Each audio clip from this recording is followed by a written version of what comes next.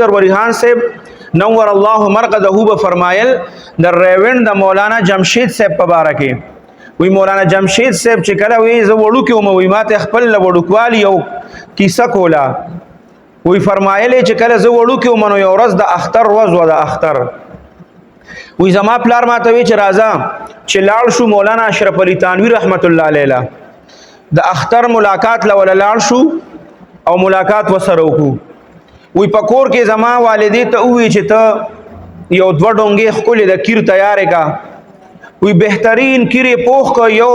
ډونګه کې چې دینو کیر واچو نو غل کم شو به وسره نور پوخ کو نو په دوانو کیرونو کې لک فرق راغی او په یو باندې داو چې دا کلایان او دا میوهدار سه په لګډېره چولیو په یو باندې لک کم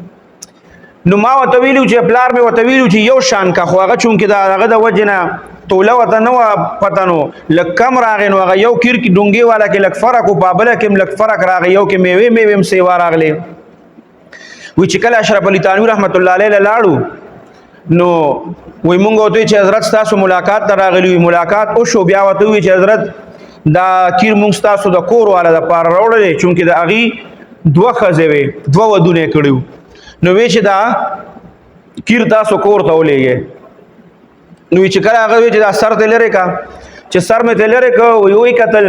نو هغه یو چې هغه خو بهترین میوه پکې یو زرق برق په د پاسه لګیدلی خو کله جوړ شوی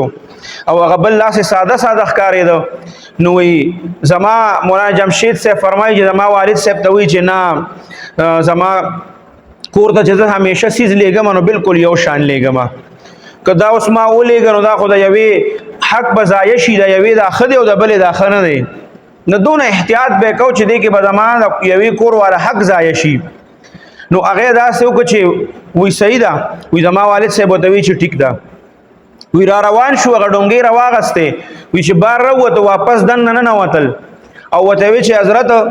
دا کم کې چې دا ډېرې میوې دي که نه نو دا زما له طرف نه مشرې کور والا له دې ولېږه او دا کمې کې چې میوې نشته دا زما له طرف نه کشرې کور والا له دې ولېږه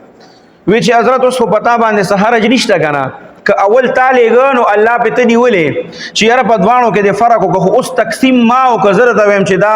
مشرې له ولېګا او دا کشرې له ولېګا نو دونه په حکمت سره کار یو کنو وی چې بالکل په دنیا کې اوس هم داسې خلک شته چې هغه په مسائل او فقه باندې ډېر ښه پوهېږي او د دې مسایلو حل راوښکلی شي او په دې کې داسې هیلې جوړې کړي چې هغه بالکل جایزه ده نو داسې په طریقې سره هغه کار وکړم